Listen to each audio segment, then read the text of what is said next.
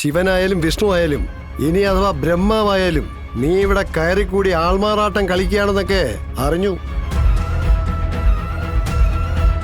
ഒരുത്തനോ തൊലഞ്ഞുപോയി. നീ ഇനി അവന്റെ സ്ഥാനത്ത് നിന്ന് അവന്റെ രണ്ടാം പാർട്ട് ആടി തിമിർക്കാൻ പോവാണോ? അതൊക്കെ ശരി, ഇതൊക്കെ പറയാൻ താൻ ആരാടോ?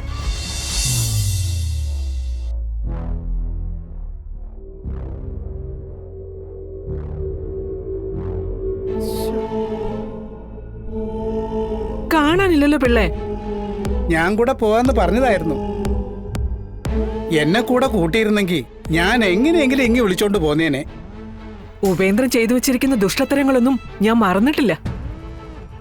ഞാൻ അവനെ ഈ വീട്ടിലേക്ക് കയറ്റിയത് രാഘവേട്ടന്റെ ഇപ്പോഴത്തെ അവസ്ഥയിൽ അവനൊരു സഹായമായി നിന്നതുകൊണ്ടാ. പിന്നെ അനിയനോടെ രാഘവേട്ടന് ഇപ്പോഴേ വല്ലാത്തൊരു സ്നേഹമുണ്ട്. അതുകൊണ്ടാണല്ലോ നമ്മൾ ആരും വിളിച്ചിട്ടും വന്ന് തുറക്കാത്ത വാതില് അവൻ വന്ന് വിളിച്ചപ്പോ വന്ന് തുറന്നത്. എന്നാലും രാഘവൻ സാറിനെ അയാളുടെ കൂടെ ഒറ്റയ്ക്ക് വിടണ്ടായിരുന്നു. എന്തൊക്കെയായാലും അയാളെ എനിക്കിഷ്ടമല്ല. മുഖത്ത് എപ്പോഴും ഒരു ക്രൂരഭാവമാ.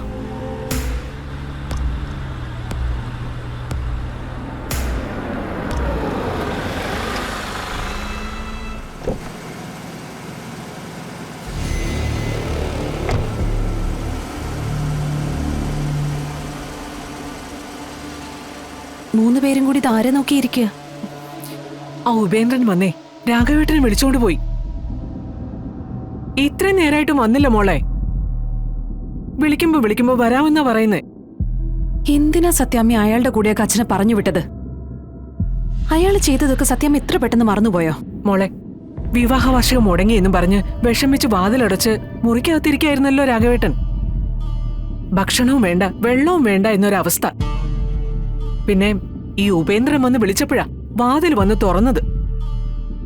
പണ്ടത്തെ സ്വഭാവമൊക്കെ മാറ്റിയെന്നും നന്നായി എന്നൊക്കെ പറഞ്ഞു.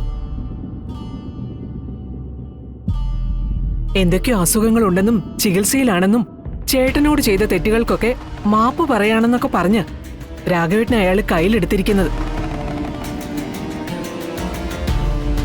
ഇനിയിപ്പോ അസുഖം വല്ലതും ഉണ്ടോന്നും എനിക്കറിയില്ല. പക്ഷെ അത് അറിഞ്ഞതിന് ശേഷമാ അനിയനോട് ചേട്ടന് ഇത്രയും സ്നേഹം തോന്നിയത്. ഉപേന്ദ്രൻ ഇനിയിപ്പോ എന്തൊക്കെ പറഞ്ഞു വന്നാലും ഞാൻ അതൊന്നും വിശ്വസിക്കില്ല സത്യാമ്മ. കാരണം അയാള് പഠിച്ച കള്ളനാ. ജയിക്കാൻ വേണ്ടി അയാൾ എന്തും ചെയ്യും. അങ്ങനെയുള്ള ഒരാളുടെ കൂടെ എന്തിനാ സത്യാമ്മ അച്ഛനെ പറഞ്ഞു വിട്ടേ?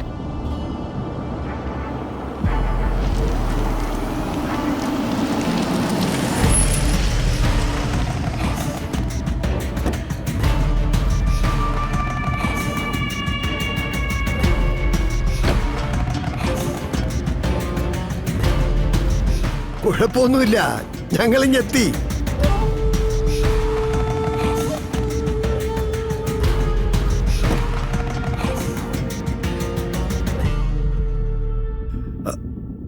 പതുക്കെ പതുക്കെ പതുക്കെ പതുക്കെ പതുക്കെ.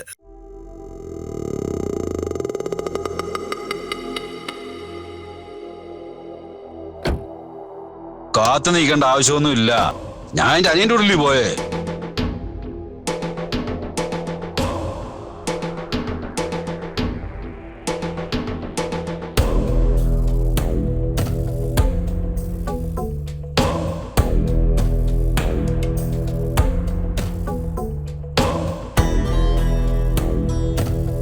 ഇത് എത്ര നേരമായി രാഘവേട്ട?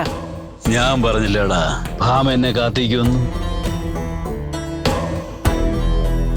ഭാമ എന്തിനാ പേടിക്കുന്നേ? ഞാൻ എന്റെ അനിയന്റെ ഉള്ളിൽ പോയത്.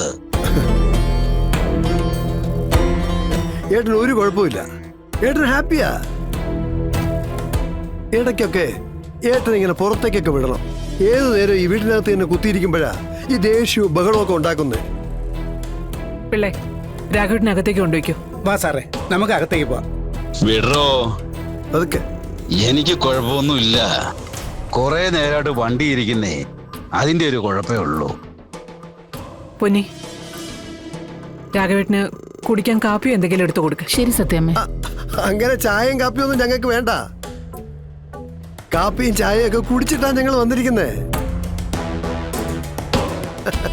ഏട്ടന്റെ സന്തോഷം എന്റെയും സന്തോഷം. എന്നാ പിന്നെ ഏട്ടാ ഞാനും കൂടെ ഇറങ്ങട്ടെ. നിനക്കിപ്പോ തന്നെ പോണോ? കുറച്ചേരം എന്റെ അടുത്ത് ഇരുന്നിട്ട് പോയാ പോരെ? അതിന് ഇനിയും വരാമല്ലോ.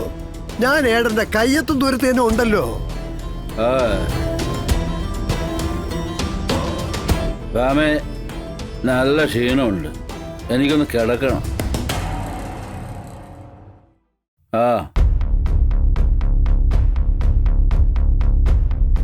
എന്നാ പിന്നെ ഞാൻ ഇറങ്ങട്ടെ.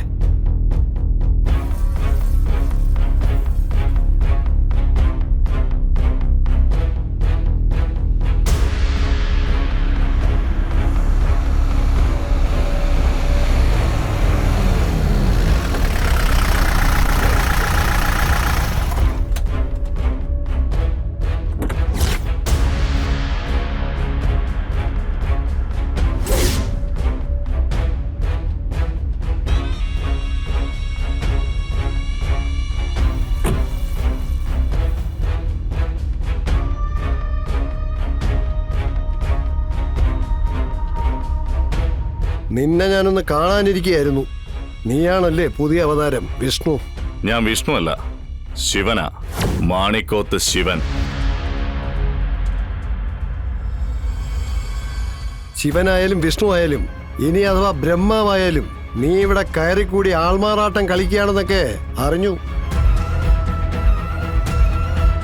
ഒരുത്തനോ തൊലഞ്ഞുപോയി.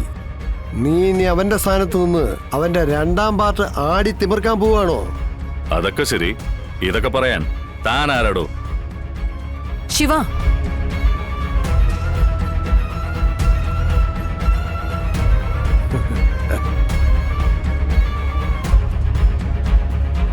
ഇത് അച്ഛന്റെ അനിയനാ.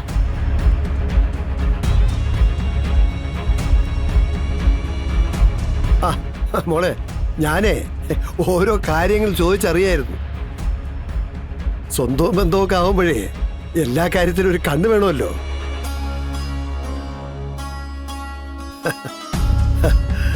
എന്നാ പിന്നെ വരട്ടെ ശിവ.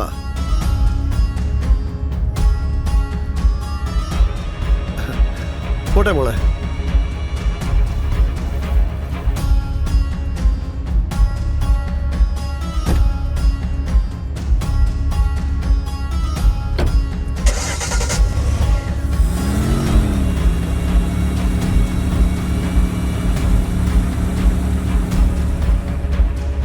ഇയാളാള് റോങ് ആണല്ലോ. ആ ശാലിനി, ഞാൻ പ്രകാശിനെ കണ്ടായിരുന്നു.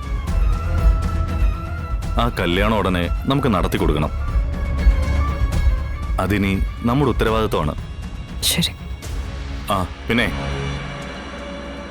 ഇപ്പൊ പോയ ആള് അച്ഛന്റെ അനിയനാണെങ്കിലും ആളത്ര വെടുപ്പെല്ലാം തോന്നുന്നു. വിഷമാണ്, അകറ്റി നിർത്താനേ പറ്റൂ.